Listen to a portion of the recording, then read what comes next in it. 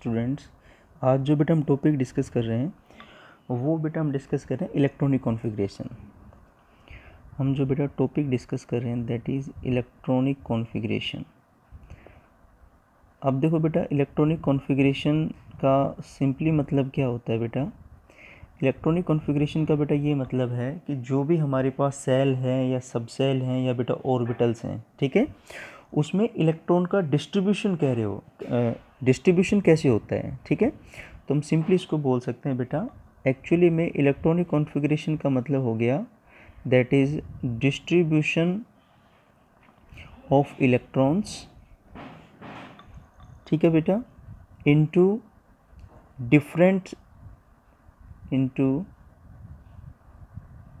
Different cells. जो भी बेटा हमारे पास अलग अलग सेल्स हैं या बेटा जो हमारे पास सब सेल हैं, ठीक है, या बेटा जो हमारे पास ऑर्बिटल्स हैं, ठीक है ना। तो एक्चुअली में इलेक्ट्रॉन तो फिर बेटा ऑर्बिटल्स में ही होंगे। तो इन सेल्स में, सब सेल्स में और ऑर्बिटल्स में जो इलेक्ट्रॉन का डिस्ट्रीब्यूशन होता है बेटा, उसी को हम बोलते हैं दैट इज़ इलेक्ट्रॉनिक कॉन्फ़िगरेशन, ठीक है। ये हम बोल सकते हैं कि यहाँ पर इलेक्ट्रॉनिक कॉन्फ़िगरेशन, ये सिंपली बेटा ये भी बोल सकते हैं कि जो हमारे पास डिफरेंट ऑर्बिटल्स हैं इनमें इलेक्ट्रॉन कैसे फिल हो रहे हैं, उनका अरेंजमेंट कैसे हो रहा है, ठीक है। तो अब बेटा किसी भी एलिमेंट की हम इलेक्ट्रॉनिक कॉन्फ़िगरेशन लिखें तो हमें कुछ रूल्स फॉलो करने पड़ेंगे, कुछ प्रिंसिपल्स होंगे। जैसे बेटा सबसे पहले हम बात करेंगे दैट इज़ अबाउ प्रिंसिपल, ठीक है, अबाउ प्रिंसिपल। अगर बेटा जो अबाउ प्रिंसिपल है, जो अबाउ का सिद्धांत है, ठीक है, तो एक्चुअली में पहले आप ये समझो जो अबाउ जो वर्ड है, ठीक है ना बेटा, दैट इज़ AUFBAU। ये अबाउ बेटा एक जर्मन वर्ड है, ये एक जर्मन वर्ड है, ठीक है। और इसका मतलब होता है that is to building up, ठीक है, that is to building up. इसका जो बेटा मतलब होता है that is to building up, ठीक है। इसका मतलब ये हो गया कि किसी चीज़ को बेटा लोवेस्ट से स्टार्ट करते हुए और हाईएस्ट की तरफ हमें जाना है। अबाउ प्रिंसिपल बेटा सिंपली ये कहता है कि कोई भी एटम है, ठीक है, उसकी ग्राउंड स्टेट में जब भी इलेक्ट्रॉन की फिलिंग होगी तो सबसे पहले इलेक्ट्रॉन उस ऑर्बिटल या उस सबसेल में फिल होगा जिसकी एनर्जी लोवेस्ट होगी, ठीक है। फिर उसके बाद उस ऑर्बिटल में जाएगा जिसकी एनर्जी बेटा हाईएस्ट होगी। तो हम बोल सकते हैं in the ground state of atom, in the ground state of atom, जो बेटा हमारे पास एटम की ग्राउंड स्टेट है, ठीक है ना, तो उसमें इलेक्ट्रॉन कैसे फिल होंगे, इंक्रीजिंग ऑर्डर ऑफ एनर्जी में। इलेक्ट्रॉन्स फील्ड कैसे बेटा, increasing order of energy, order of energy. मतलब बेटा सबसे पहले जो इलेक्ट्रॉन है वो उस ऑर्बिटल में जाएगा जिसकी एनर्जी कम है, उसके बाद उससे ज़्यादा एनर्जी। जैसे बेटा सपोज दैट बेटा कि हमें पता है कि जो हमारी पहली सेल है, फर्स्ट सेल से एस सब सेल स्टार्ट हो जाती है, ठीक है। मैंने आपको बताया था याद रखने के लिए कि बेटा सेल के इनसाइड में होंगी बेटा सब सेल, बेटा सब सेल के इनसाइड में होंगी दैट इज़ ऑर्बिटल्स, और बेटा ऑर्बिटल्स में क्या प्रेजेंट रहेंगे बेटा, इलेक्ट्रॉन्स, ठीक है ना। तो हमें पता है कि अगर फर्स्ट सेल है, ठीक है बेटा, तो फर्स्ट सेल में केवल एक सब सेल मिलेगी एस। जब सेकंड सेल होगी बेटा तो एस के साथ साथ पी सब सेल भी मिलेगी आपको, पी सब सेल स्टार्ट हो जाती है बेटा। थर्ड सेल है तो बेटा आपको 3 सब सेल मिलेंगे, एस पी और डी। और बेटा अगर फोर्थ सेल है तो आपको 4 सब सेल मिलेंगे, एस पी डी और बेटा एफ, ठीक है। तो हमें पता है हम बेटा अबव प्रिंसिपल को एक्सप्लेन करने के लिए हम ये सबसे रिप्रेजेंट करते हैं। ये 1s है बेटा आपके पास, that is 2s, 3s, 4s, 5s, that is 6s, 7s, ठीक है। ये हमारे पास बेटा ये हमने रिप्रेजेंट कर दिया एस सब सेल को with different orbit.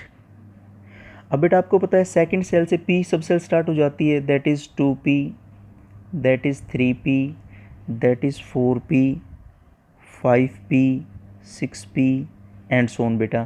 Third cell से बेटा स्टार्ट हो जाती है डी सब सेल, तो थर्ड के सामने मैं डी स्टार्ट कर रहा हूँ बेटा, दैट इज़ 3d, दैट इज़ 4d, 5d एंड सोन बेटा। और बेटा फोर्थ सेल से स्टार्ट होती है एफ सब सेल, तो दैट इज़ 4f, ठीक है बेटा, एंड दैट इज़ 5f। अब देखो इलेक्ट्रॉन की फिलिंग मैंने बताया, अबव प्रिंसिपल यही कहता है कि सबसे पहले इलेक्ट्रॉन उस ऑर्बिटल में फिल्ड होगा जिसकी एनर्जी बेटा क्या होगी, लोवेस्ट होगी। उसके बाद बेटा उस ऑर्बिटल में जाएगा बेटा जिसकी एनर्जी क्या होगी बेटा, हाई एनर्जी होगी। ठीक है, तो आप यहाँ पे अगर देखोगे तो इसको बेटा हम कैसे फिल करेंगे, इसके लिए हम सिंपली ऐसे क्रॉस कर देते हैं इसको ऐसे। ठीक है, ऐसे बेटा हमने क्रॉस लगा दिए, ऐसे बेटा हमने क्रॉस लगा दिया यहाँ पर। ठीक है, अब बेटा ध्यान से देखना, इट मीन्स सबसे पहले इलेक्ट्रॉन फिल होगा बेटा 1s के अंदर। ठीक है, 1s के बाद अब इसके पीछे की तरफ आओ बेटा डॉटेड करके। ठीक है, अब जो इलेक्ट्रॉन जाएगा 2s में, 2s फिल्ड होने के बाद जब इलेक्ट्रॉन जाएगा बेटा वो जाएगा 2p में, 2p के बाद 3s में, फिर बेटा ऐसे 3p में, ऐसे इलेक्ट्रॉन फिल होते जाएंगे बेटा। ठीक है, और याद रखना s सब सेल में जो मैक्सिमम इलेक्ट्रॉन फिल हो सकते हैं बेटा वो 2 इलेक्ट्रॉन। बेटा p सब सेल में जो मैक्सिमम इलेक्ट्रॉन फिल हो सकते हैं दैट इज 6 इलेक्ट्रॉन। और बेटा d सब सेल में जो मैक्सिमम इलेक्ट्रॉन फिल हो सकते हैं बेटा वो 10 इलेक्ट्रॉन्स हैं। और बेटा f सब सेल में जो मैक्सिमम इलेक्ट्रॉन फिल हो सकते हैं बेटा वो 14 इलेक्ट्रॉन्स हैं। ठीक है, तो ये सिंपली अबव प्रिंसिपल है। लेकिन बेटा जब हम इसको फिल करेंगे तो हमें कुछ रूल फॉलो करने पड़ेंगे। ठीक है, तो बेटा बेसिकली हम इनमें 3 रूल के बारे में बात करेंगे। एक को हम बोलते हैं दैट इज बेटा poly exclusion principle, poly exclusion principle.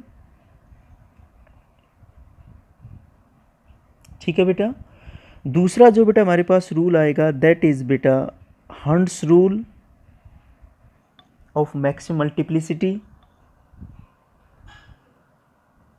Of maximum multiplicity बेटा। और बेटा जो तीसरा हमारे पास जो हम रूल फॉलो करेंगे दैट इज बेटा n+l रूल।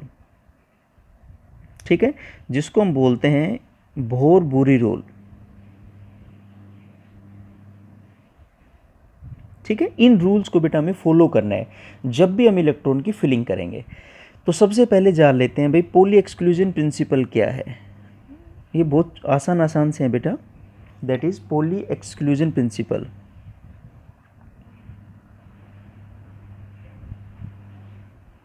देखो बेटा पॉली एक्सक्लूजन प्रिंसिपल सिंपली ये कहता है, इसकी 2 डेफिनेशन हैं बेटा, इसको हम 2 तरीके से डिफाइन कर सकते हैं। ठीक है, वो कहता है कि एक ऑर्बिटल के अंदर, ठीक है, मैक्सिमम 2 इलेक्ट्रॉन हो सकते हैं और दोनों की जो स्पिन है ना बेटा वो अपोजिट होगी। मतलब एक इलेक्ट्रॉन अगर क्लॉकवाइज होगा तो दूसरा इलेक्ट्रॉन बेटा कैसा होगा, एंटी क्लॉकवाइज।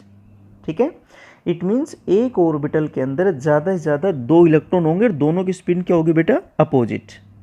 हम लिख सकते हैं बेटा N orbital can have maximum 2 electrons. ठीक है बेटा, विद अपोजिट स्पिन, और दोनों की जो बेटा स्पिन है वो अपोजिट होगी, विद अपोजिट स्पिन। ठीक है, इसके साथ साथ बेटा हम ये बोल सकते हैं इसकी दूसरी डेफिनेशन बेटा कि जो एक ऑर्बिटल में 2 इलेक्ट्रॉन होंगे ना बेटा, इन दोनों इलेक्ट्रॉन के चारों क्वांटम नंबर सेम नहीं हो सकते। ठीक है, तो हम लिख सकते हैं no 2 electrons in an atom can have the same value, can have the same value, या हम बोल सकते हैं same set for all 4 quantum numbers. ठीक है, फॉर ऑल 4 क्वांटम नंबर। जो बेटा हमारे पास 4 क्वांटम नंबर है ना, तो चारों क्वांटम नंबर की 2 इलेक्ट्रॉन, एटम में कोई भी 2 इलेक्ट्रॉन हो, ठीक है, एटम में कोई भी 2 इलेक्ट्रॉन हो तो उसमें जो हमारे पास 4 क्वांटम नंबर हैं उनकी वैल्यू सेम नहीं हो सकती है। ठीक है, अब देखो मैं इसको प्रूव करता हूँ बेटा। मान लो बेटा कि ये हमारे पास है हीलियम बेटा मैं लेता हूँ, क्योंकि हाइड्रोजन के लिए ये रूल लागू नहीं होगा, नोट हाइड्रोजन के लिए, क्योंकि हाइड्रोजन एटॉमिक नंबर बेटा 1 है, तो बेटा इसकी इलेक्ट्रॉनिक कॉन्फ़िगरेशन कितनी लिखेंगे, 1s1। तो इसके लिए ये रूल नॉट अप्लीकेबल, क्योंकि एक ऑर्बिटल में 2 इलेक्ट्रॉन होने ही चाहिए। ये नॉट अप्लीकेबल है बेटा, इसके लिए लागू ही नहीं होता ये। ठीक है, तो क्वेश्चन आ भी जाए, बताओ कौन से एलिमेंट के लिए पॉली एक्सक्लूजन प्रिंसिपल एप्लीकेबल नहीं होता, वो हाइड्रोजन है। क्योंकि बेटा इसमें एक इलेक्ट्रॉन है, ये ऑर्बिटल है, इसमें एक इलेक्ट्रॉन है, और ये रूल बात करता है कि भाई एक ऑर्बिटल में जो 2 इलेक्ट्रॉन होते हैं, तो यहाँ पर तो 2 इलेक्ट्रॉन बेटा है ही नहीं। अब जैसे बेटा मैं एग्जांपल लेता हूँ इसमें हीलियम का, हीलियम का एटॉमिक नंबर 2 है बेटा, इलेक्ट्रॉनिक कॉन्फ़िगरेशन होगी 1s2। 1s2 को बेटा मतलब ये हो गया कि हमारे पास ये एक ऑर्बिटल होगी, ठीक है, और इस ये आपके पास 1s ऑर्बिटल, इसमें 2 इलेक्ट्रॉन है, तो आपको पता है एक अपवर्ड स्पिन होगा, एक डाउनवर्ड स्पिन होगा, ये क्लॉकवाइज होगा तो ये एंटी क्लॉकवाइज। अब देखो इन 2 इलेक्ट्रॉन की अगर बेटा हम चारों क्वांटम नंबर की वैल्यू देखेंगे तो सेम नहीं मिलेगी हमें। आपको पता है 4 क्वांटम नंबर कौन से हैं, एन प्रिंसिपल क्वांटम नंबर, दूसरा एल एजोमिथल क्वांटम नंबर, तीसरा m magnetic quantum number, fourth बेटा एस स्पिन क्वांटम नंबर। तो अगर मैं इस इलेक्ट्रॉन के बारे में बात करूँ तो ये 1s में फील्ड है, तो इसके एन की वैल्यू 1। इस इलेक्ट्रॉन के बारे में बात करूँ, ये भी 1s में फील्ड है बेटा, ये दूसरे वाला, इसकी भी एन की वैल्यू 1। एस सबसेल के लिए एल की वैल्यू कितनी होती है, 0, तो इसके लिए बेटा ये भी एस सबसेल में फील्ड है 0। जब बेटा एल की वैल्यू 0 तो एम की वैल्यू भी क्या होगी 0, एम की वैल्यू भी 0। तो ये 3 क्वांटम नंबर तो बेटा सेम हो गए। इन दोनों इलेक्ट्रॉन के लिए एन की वैल्यू सेम है, एल की वैल्यू सेम है, एम की वैल्यू सेम है, लेकिन बेटा अगर ये ऊपर की तरफ है तो इसकी स्पिन होगी बेटा +½ और बेटा इसकी स्पिन क्या हो जाएगी, दैट इज -½ तो देखो 3 क्वांटम नंबर तो सेम लिए, लेकिन ये सेम नहीं है। ठीक है, इसीलिए पॉली एक्सक्लूजन प्रिंसिपल ये कहता है कि भाई एक एटम में चाहे कोई भी 2 इलेक्ट्रॉन हो, उनके चारों क्वांटम नंबर की वैल्यू, ठीक है ना, सेम नहीं हो सकती। ये बेटा आपके पास है पॉली एक्सक्लूजन प्रिंसिपल। नेक्स्ट बेटा अगर हम रूल की बात करें, नेक्स्ट जो बेटा हमारे पास रूल आता है दैट इज N+L रूल मान लो, ठीक है, जिसको हम भोर बुरी रूल भी बोलते हैं। अब देखो ये रूल क्या कहता है बेटा, अगर हम इस रूल के बारे में बात करें तो ये कहता है कि भाई जो इलेक्ट्रॉन फील्ड होंगे ना, वो हमें पता है कि सबसे पहले इलेक्ट्रॉन उस ऑर्बिटल में फील्ड होंगे जिसकी एनर्जी लोवेस्ट होगी। ठीक है, जिस ऑर्बिटल की एनर्जी बेटा लोवेस्ट होगी उसमें सबसे पहले इलेक्ट्रॉन फील्ड होगा। ठीक है, अब उस ऑर्बिटल की एनर्जी निकाले कैसे, तो बेटा उस ऑर्बिटल की जो एनर्जी है उसको हम कैलकुलेट कर सकते हैं N+L की वैल्यू से। ठीक है, जिसके लिए N+L, ठीक है ना, इसकी वैल्यू मिनिमम होगी, ठीक है, वो सबसे पहले फील्ड होगा, दैट इज फील्ड फर्स्ट। ठीक है बेटा, और जिसके लिए N+L की वैल्यू ज़्यादा होगी वो बाद में फील्ड होगा।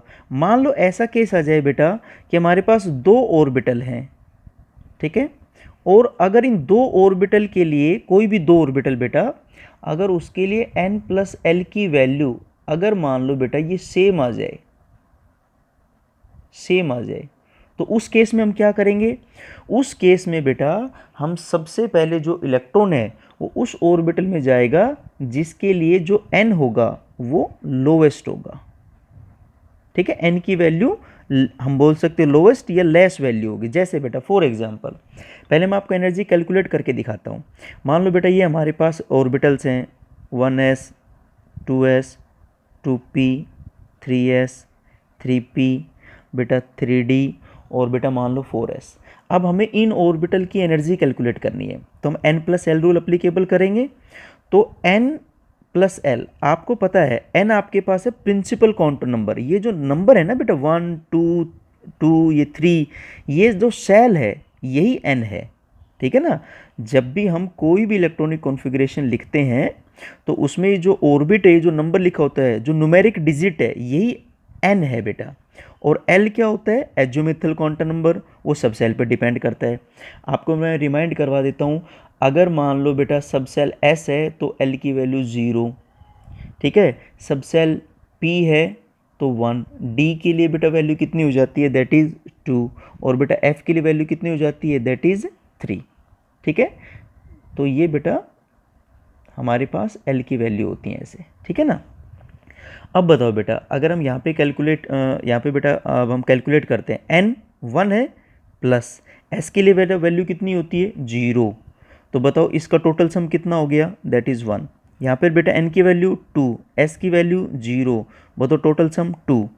यहाँ बेटा 2p, n की वैल्यू 2, p के लिए बेटा वैल्यू कितनी होती है 1, तो बेटा टोटल वैल्यू आ गई 3।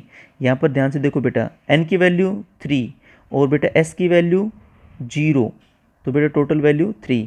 यहाँ देखो आप n की वैल्यू बेटा 3 प्लस p के लिए बेटा वैल्यू कितनी होगी 1, तो बेटा टोटल वैल्यू कितनी आ गई 4। ठीक है बेटा, तो ऐसे हम इसको कैलकुलेट करते रहेंगे आगे तक। इसी तरह बेटा अगर हम यहाँ पे कैलकुलेट करना चाहें, बताओ n कितना आपके पास 3 प्लस बेटा d के लिए वैल्यू कितनी होती है 2, दैट इज 5। इसी तरह बेटा यहाँ पर n कितना आपके पास 4, बेटा s के लिए वैल्यू कितनी होती है बताओ 0, तो बताओ ये वैल्यू ये बेटा वैल्यू कितनी आ जाएगी आपके पास, दैट इज 4। ठीक है, इट मीन्स बेटा ये पहले आएगा, ठीक है ना, और ये बाद में आ जाएगा। अब ध्यान से देखना बेटा, ये मैंने रैंडमली लिखे हैं बेटा ऐसे ही, ठीक है। अब देखो ध्यान से, अब आपको पता लग गया कि जिसकी वैल्यू कम होगी सबसे पहले वो फिल्ड होगा। तो ये 1 वैल्यू है, ये 2 वैल्यू है, तो 1 के बाद थोड़ी वैल्यू बढ़ रही है तो फिर इलेक्ट्रॉन इसमें 2s में जाएगा। उसके बाद देखो 2s और 3s, यहाँ पर दोनों की वैल्यू सेम आ रही है, n प्लस l की वैल्यू बेटा सेम आ रही है। तो बेटा इस केस में बताओ हम क्या करेंगे, तो अब जहाँ पर ऐसी कंडीशन आ जाए जहाँ पर n प्लस एल की वैल्यू सेम हो, तो जहाँ पर n की वैल्यू लेस होगी, ठीक है ना, सबसे पहले इलेक्ट्रॉन उसमें जाएगा। तो अब अगर बेटा इन दोनों केस में अगर हम देखेंगे तो 2p के लिए भी वैल्यू टोटल 3 है और बेटा 3s के लिए टोटल वैल्यू 3 है, तो इलेक्ट्रॉन बताओ किस में फिल्ड होगा 2p में, बिकॉज यहाँ पे n की वैल्यू लेस है। नेक्स्ट बेटा अगर आप चलोगे, अब ये 3d बाद में आएगा बेटा, 4s पहले आएगा, ठीक है ना, तो 3d बाद में आएगा 4s पहले आएगा। तो ये देखो ये 3p है और ये 4s है, ठीक है ना, दोनों के लिए बेटा वैल्यू कितनी है 4, n प्लस l की टोटल वैल्यू 4 है, लेकिन इलेक्ट्रॉन किस में फील्ड होगा पहले 3p में, क्यों, बिकॉज यहाँ पे n की वैल्यू 3 है, यहाँ पे n की वैल्यू 4 है। तो अगर n प्लस l की वैल्यू सेम आती है, जैसे यहाँ पर भी सेम आ रही है, तो सबसे पहले इलेक्ट्रॉन उसमें फील होगा जिसकी n की वैल्यू कम है। ठीक है बेटा, तो ये हमारे पास था n plus L rule. Next बेटा जो हमारे पास रूल आता है वो बेटा आता है hunts rule of maximum multiplicity, that is hunts rule of maximum multiplicity. बेटा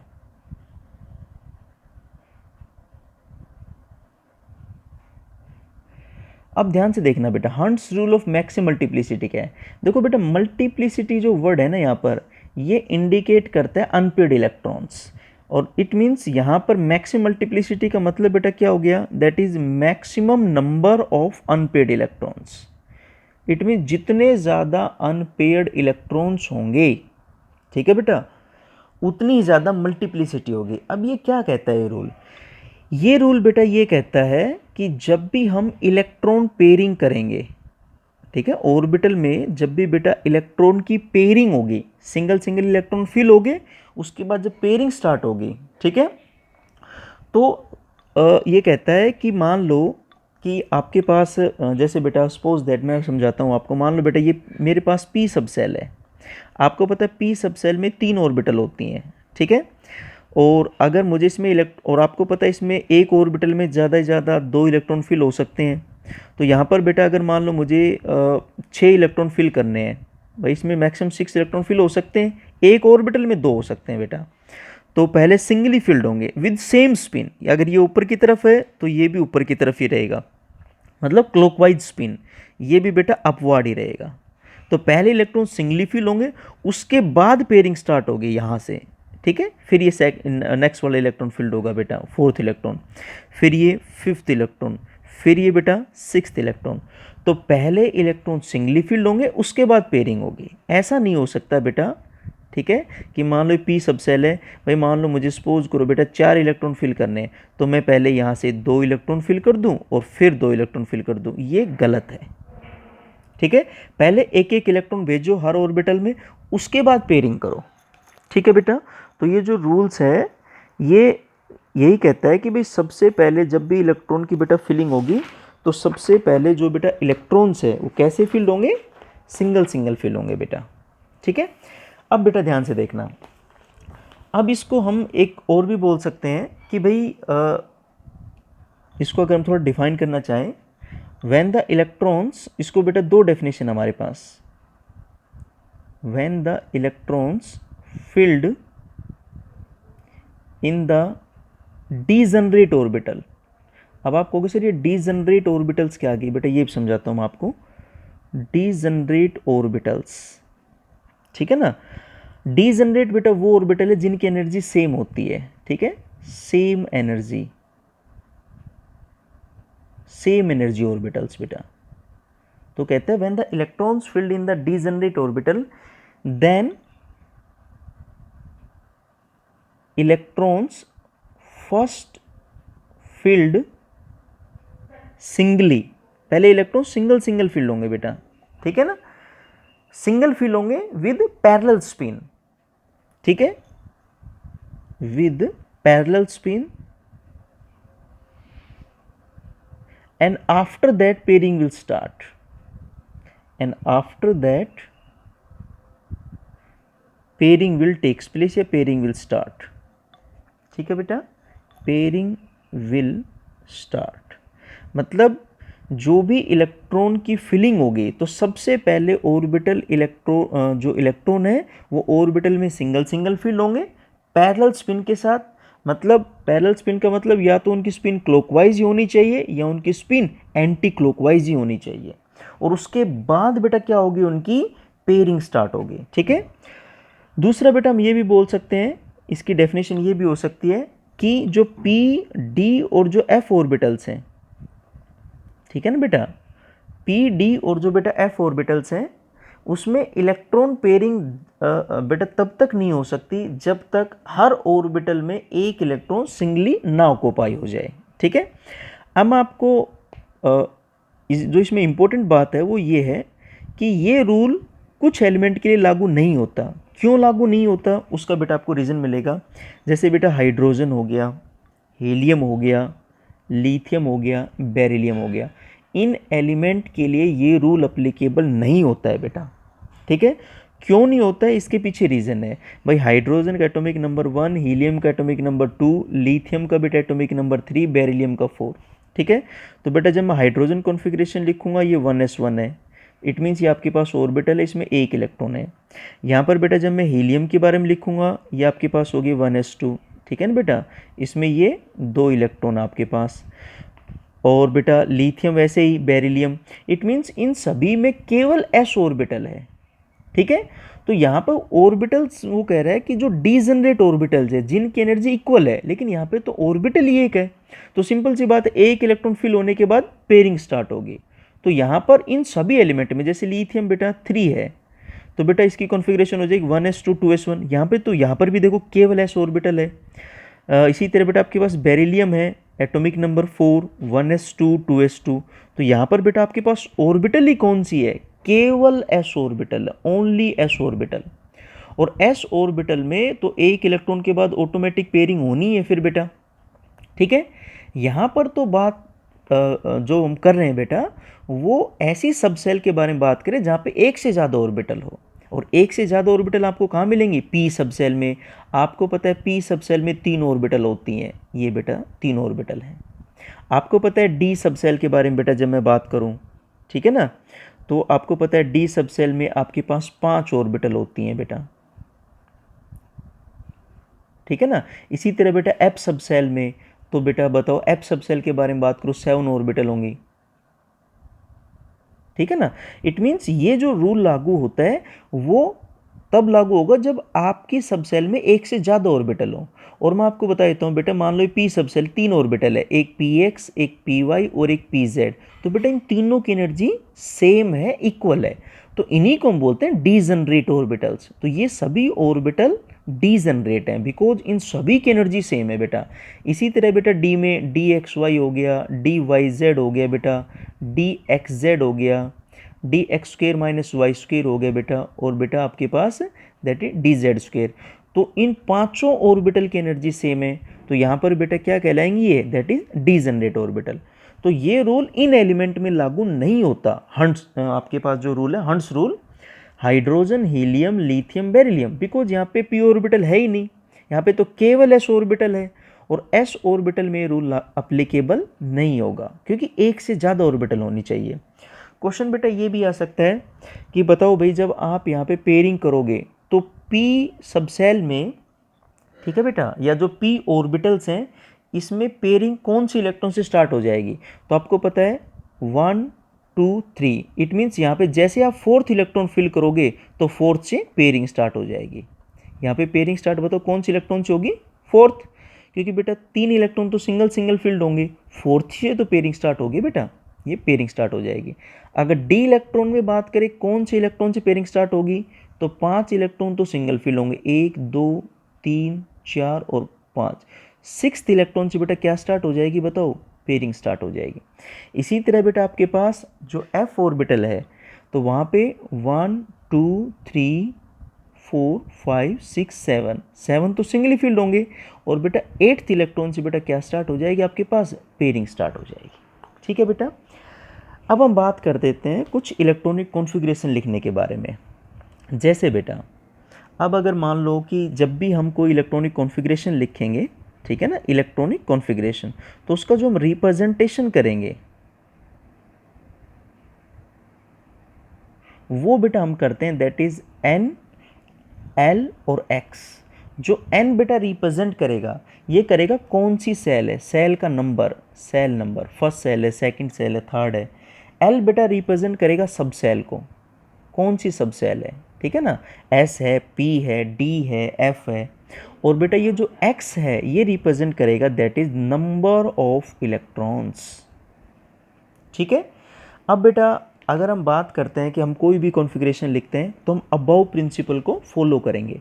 बेटा हम इलेक्ट्रॉनिक कॉन्फ़िगरेशन इसके अकॉर्डिंग लिखेंगे। जैसे बेटा मैं यहाँ पर बेटा लिखता हूँ सपोज दैट बेटा मुझे इलेक्ट्रॉनिक कॉन्फ़िगरेशन लिखनी है, सपोज करो बेटा जो आपके पास सोडियम है, एटॉमिक नंबर 11 है, ठीक है, तो बेटा मैं यहाँ से स्टार्ट करूँगा, ठीक है ना, यहाँ से सबसे पहले इलेक्ट्रॉन 1s में, फिर 2s में, फिर पीछे से 2p में, फिर 3s में, ऐसे लिखना आपको। तो बेटा हम कैसे लिखेंगे, दैट इज़ 1s2 2s2, भाई s में तो ज़्यादा से ज़्यादा 2 इलेक्ट्रॉन आ सकते हैं, दैट इज़ 2p6, p में 6 इलेक्ट्रॉन आ सकते हैं, उससे ज़्यादा इलेक्ट्रॉन नहीं आ सकते। बेटा कितने हो गए बेटा, 2 2 4 और 6 10 और 3s1, ठीक है बेटा। तो इसी तरह में इलेक्ट्रॉनिक कॉन्फ़िगरेशन लिखनी है। जब बेटा आप एटॉमिक नंबर 1 से 30 तक कॉन्फ़िगरेशन लिखोगे तो आपको 2 एलिमेंट ऐसे मिलेंगे जिनकी कॉन्फ़िगरेशन एक्सेप्शनल है 1 to 30 के बीच में। एक बेटा क्रोमियम आएगा, एक कॉपर आएगा, ये समझो बेटा आप। क्रोमियम का एटॉमिक नंबर 24 है बेटा, कॉपर का 29 है, बाकी तो आप आराम से लिख लोगे। तो बेटा 24 हम होनी क्या चाहिए configuration, that is 1s2 2s2 2p6 3s2 that is 3p6 3d4 and that is 4s2। आप काउंट करो 24 atomic number, it means 24 electron हमें फिल करने। 2 4 4 हो गए बेटा, 6 10 2 12 6 18 4 22 और 2 24। लेकिन बेटा एक्चुअली में ये जो कॉन्फ़िगरेशन है ये बेटा होती है दैट इज़ 3d5 4s1, ठीक है। एक इलेक्ट्रॉन एस से जंप कर जाता है डी में, क्यों जंप करता है, इसके पीछे रीज़न है कि भाई जब हम और ये जो ऑर्बिटल्स हैं जिसमें इलेक्ट्रॉन फिल कर रहे हैं इनकी बेटा जो स्टेबिलिटी का ऑर्डर होता है, ठीक है, हम लिख सकते हैं that is order of stability of orbitals, ठीक है बेटा। वो ऑर्डर होता है बेटा that is fully filled orbital ज़्यादा स्टेबल हैं, जो फुली फिल्ड ऑर्बिटल्स हैं वो बेटा ज़्यादा स्टेबल हैं किससे, हाफ फिल्ड ऑर्बिटल से, हाफ फिल्ड ऑर्बिटल से। और बेटा हाफ फिल्ड ऑर्बिटल ज़्यादा स्टेबल हैं that is incompletely field orbital से, इनकम्प्लीटली फिल्ड ऑर्बिटल से। तो देखो यहाँ पर अगर आपको पता है डी की बात करें तो डी 10 है तो फुली फिल्ड है, डी 5 है तो बेटा हाफ फिल्ड है, और 10 और 5 को छोड़ देना। अब जो भी आपको कॉन्फ़िगरेशन मिलेगी वो इनकम्प्लीटली फिल्ड, भाई डी में चाहे 1 इलेक्ट्रॉन हो, 2 हो, 3 हो, 4 हो, 5 हो गए तो हाफ फिल्ड हो जाएगा। इसी तरह 6 हो, 7 हो, 8 हो, 9 हो, ठीक है ना। तो अब ये D4 है, ये इनकम्प्लीटली फिल्ड है, ठीक है। लेकिन बेटा जैसे इलेक्ट्रॉन एस से डी में आया ये हाफ फिल्ड हो गया, तो इसकी स्टेबिलिटी क्या है, ज़्यादा है, तो इसकी जो कॉन्फ़िगरेशन होगी ये नहीं होगी, ये होगी 3d5 4s1। यहाँ तक तो बेटा सेम रहेगी। इसी तरह बेटा जब हम कॉपर की लिखेंगे तो कॉपर में बेटा यहाँ तक तो सेम ही आएगी, that is 1s2 2s2 2p6 3s2 3p6। यहाँ बेटा आएगा 3d9 और 4s2, ठीक है ना। लेकिन बेटा एक इलेक्ट्रॉन इसमें जंप करेगा तो बताओ कितनी हो जाएगी बेटा आपके पास, ये हो जाएगी 3d10 4s1। अब आप बताओ D9 का मतलब ये क्या है बेटा, इनकम्प्लीटली फिल्ड, और आपको पता है इनकम्प्लीटली फिल्ड से ज़्यादा स्टेबिलिटी फुली फिल्ड की होती है। तो एक इलेक्ट्रॉन S से D में जंप कर जाएगा तो ये होगी D10। तो बेटा ये क्या है, ज़्यादा स्टेबल है, इसीलिए बेटा एक इलेक्ट्रॉन जंप कर जाता है ये, ठीक है बेटा।